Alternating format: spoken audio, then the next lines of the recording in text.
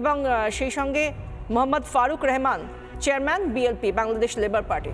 আমরা তাকেও পেয়ে গিয়েছি, বাকিদেরকেও কিছুক্ষণের মধ্যে আমরা আশা করছি। কিন্তু প্রথমেই আমি আসবো একটু কাজী মাসুম আক্তারের কাছে।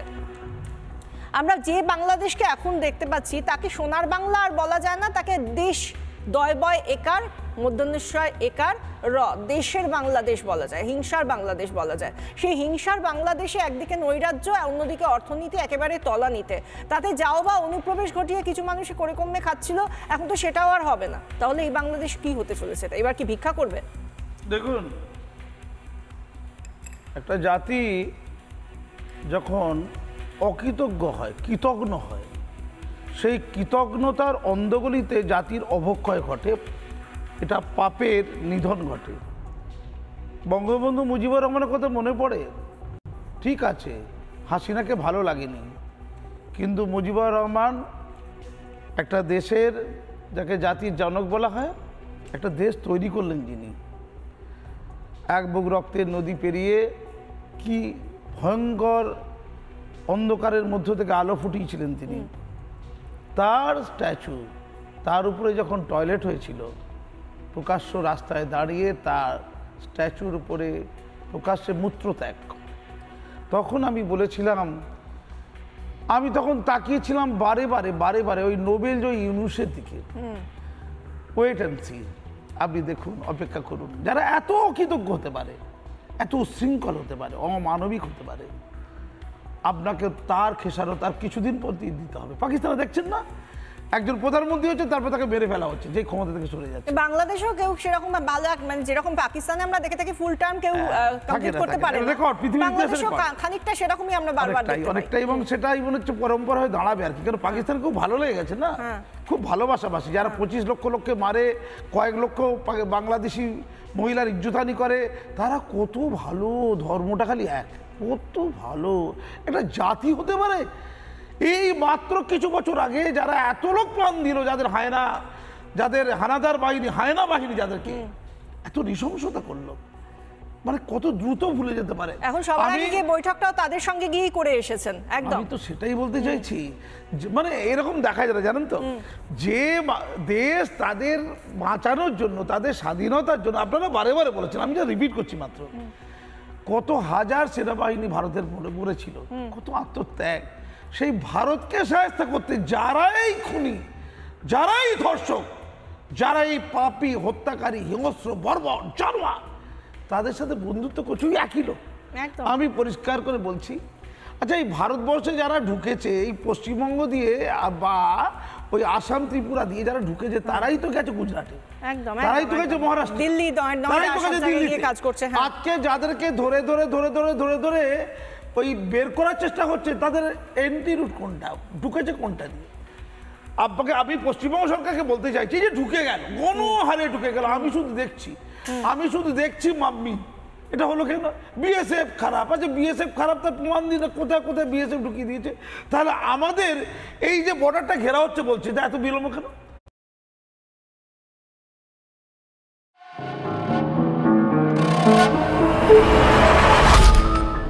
এত বিলম্ব কেন?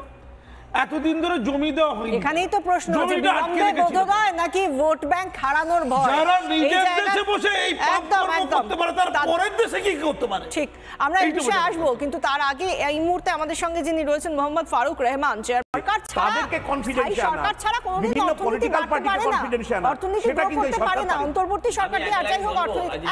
একটা লাইন দেখুন, ভারতবর্ষ, বাংলাদেশে যদি আজ গণতন্ত্র সুষ্ঠুভাবে প্রতিষ্ঠা করতে হয়, তাহলে একটা সামরিক সরকারের প্রয়োজন আছে। সেই সম্ভাবনা, সামরিক সরকার না থাকলে আপনি নিরপেক্ষ এবং প্রকৃত পক্ষে ভোট, এটাই আপনি করতে পারবেন না। ভোটের পরিবেশিত তৈরি হয়। তিনি বায়াসড, সেটা কখনোই হবে না, কারণ আমাদের সেনাবাহিনী দেশপ্রেমিক সেনাবাহিনী। এই সেনাবাহিনী রাষ্ট্রীয় ক্ষমতা যদি আসতো, ওয়াকারুজ্জামান যথেষ্ট চেষ্টা করতেছে এবং তার যে পালন, এটা বাংলাদেশে শান্তি এবং শান্তির শৃঙ্খলা রক্ষার জন্য তারা প্রধানমন্ত্রীকে শেষে মেরে দিচ্ছে। এই সেনাবাহিনী বাংলাদেশে ওই জিয়াউর রহমানরা উত্থান ঘটেছিল, ওই বঙ্গবন্ধুদের মেরে দিয়েছিল, সামরিক উত্থান ঘটবে আর গণতান্ত্রিক সরকারকে মেরে দেবে। এটা হচ্ছে দেশপ্রেমিকতার লক্ষণ। আমি মূল কথা আসছি, আমি ইউনূস সাহেবের কথা বলছি। ওরা নাকি সংস্কার সাধন করছে, নীরবে নিভৃতে সংস্কার সাধন। ওটা কীরকম সংস্কার? নৈরাজ্যবাদের উত্থানটা কি সংস্কার সাধন? বাংলাদেশ নৈরাজ্যবাদের উত্থান করছে, যত দিন যাচ্ছে তত নৈরাজ্য বাড়ছে, অগণতান্ত্রিকতা বাড়ছে, কারণ আওয়ামী লীগের মতো দলটাকে বাদ দিয়ে দেওয়া হচ্ছে।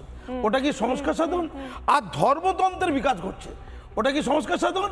আসলে নীরবে তিলে তিলে একটা প্রয়োজন দিয়ে বাংলাদেশের যে স্বাভাবিক মুক্ত চিন্তা গণতন্ত্র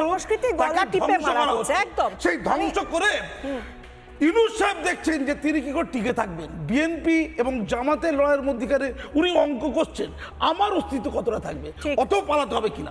আমি একটা গুরুত্বপূর্ণ ভয়ের জায়গা বলছি বিশাখা, আমি একটা গুরুত্বপূর্ণ ভয়ের জায়গা বলছি। আচ্ছা, ওপার থেকে যে অনুপ্রবেশকারীরা এপারে ঢুকছে, খুব ইন্টারেস্টিং।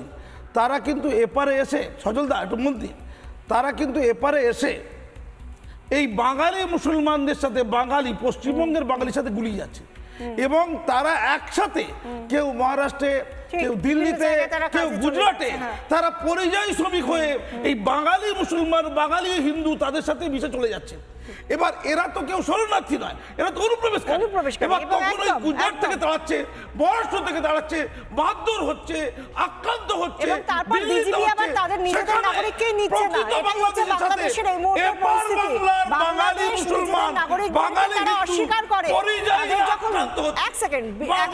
বিএসএফ যখন বলছে বিজেপি নিয়ে যাও নিজের নাগরিককে, সেখানে বিজেপি বলছে না না নিতে পারবো না, আমাদের কাছে জোর করে চাপিয়ে দেওয়া হচ্ছে, আমরা আমাদের নাগরিককে স্বীকার করি না। এটাই এই মুহূর্তে বাংলাদেশ।